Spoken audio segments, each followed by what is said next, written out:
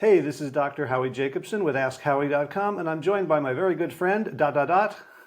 Dr. Glenn Livingston with DefeatYourCravings.com.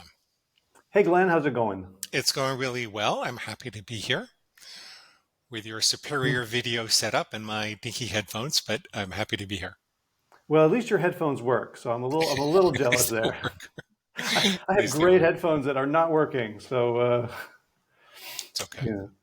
It's So okay. yeah, so hopefully there's not too much echo and crosstalk and stuff, and people will be able to get the gist of this. Okay, What I good. wanted to talk about today was a concept that Peter Bregman and I really elaborated on in our 2021 book, "You Can Change Other People," which is, and it's like it's a concept that once we say it, we then like almost gloss over it and then go on to talk about the processes that underlie it. But I want to come back to this because it's a great reminder for folks, which is unsolicited advice creates resistance. Mm-hmm. Mm-hmm. And what I realize is that so knowing that doesn't stop me from wanting to give people unsolicited advice all the time, Mm-hmm. right? Which is why it's important to remember it and it's important to say it, right? Because when we see someone struggling and we think we have a solution, our natural impulse is to help them, to be generous, to be useful, to be kind, and to say, hey, you know what? I see you're struggling and I know how you can stop struggling. Mm-hmm. And the problem with that, there's a bunch of problems with that.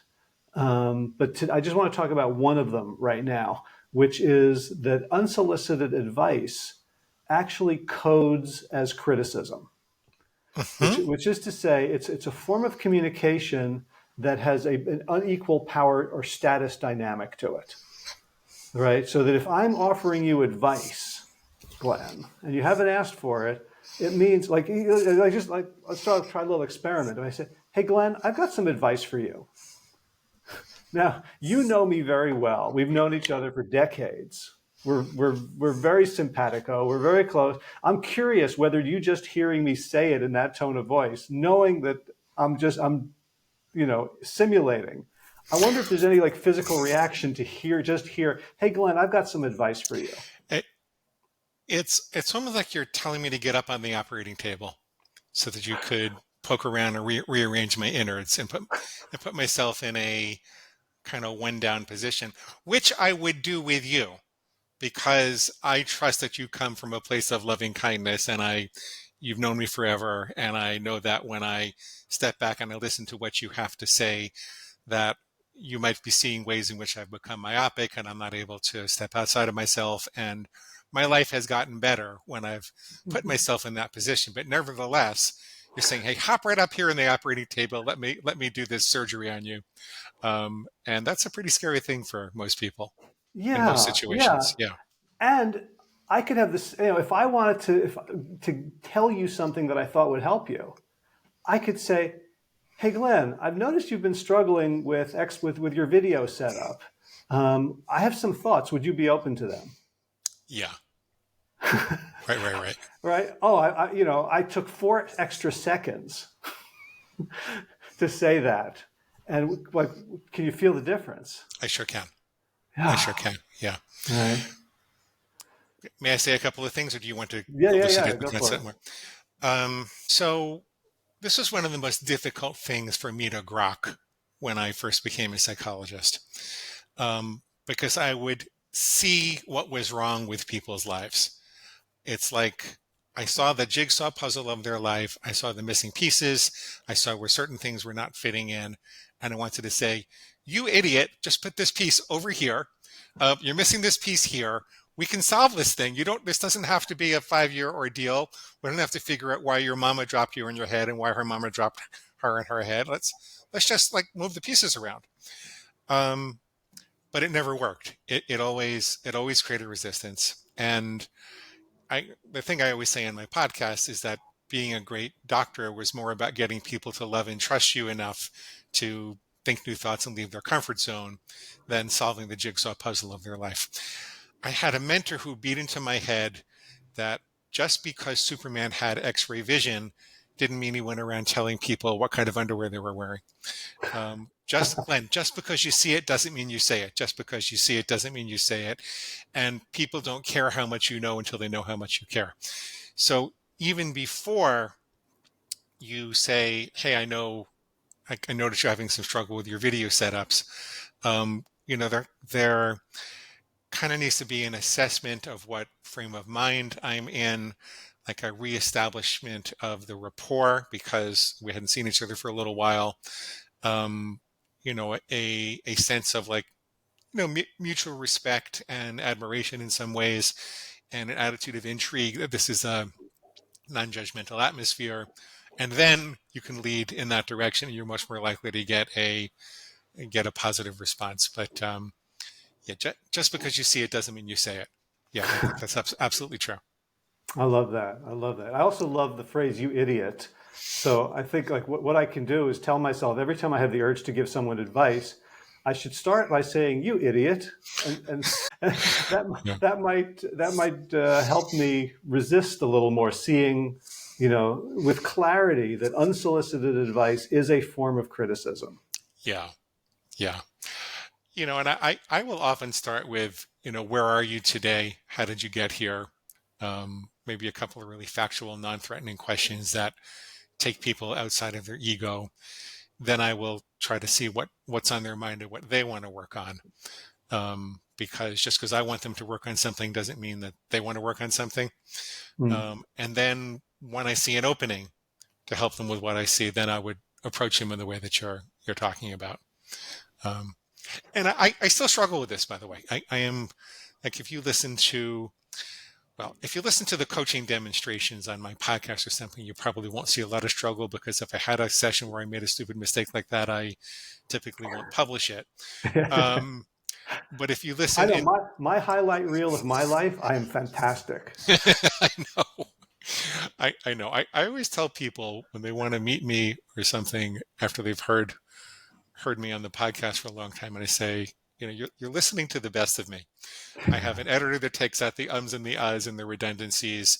I probably publish, 50% of the ones that I record. Um, you know, I've I've cast this spell. I mean, I think there's a value in that because I know what's most valuable to people, and I let them hear that. And those really are parts of me. It's not like I'm lying. I do have those compassionate, intelligent, parts of myself with really good judgments, and I strive every day to do that more and more. But yeah, you've fallen under the spell of my highlights reel, and I'm still a very fallible human being. It's a difficult thing to do. And the more you care about someone, the more you want to fix their problems, and the stronger the urge is to say, "You idiot, just do this." Um, Yeah. yeah, but it almost never works. Yeah, and that's a great point that the more invested you are, the more you care, the more you have at stake, either because you really care about them or that their behavior is somehow impacting you Right, in a way, like you really have a horse in the race. right. So one of the things I suggest for people is to get really clear on our own motivation.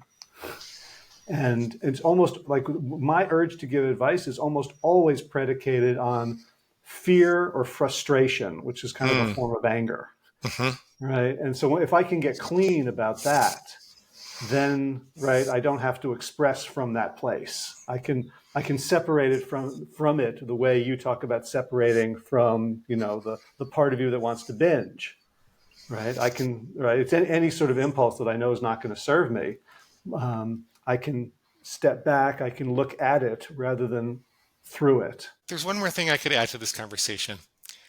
I was once getting supervision about how to do supervision. So, I have a set of coaches that work for me and I supervise them pretty regularly. And I was asking for what are the problems that most coaches tend to have with their clients and how do I supervise them about that?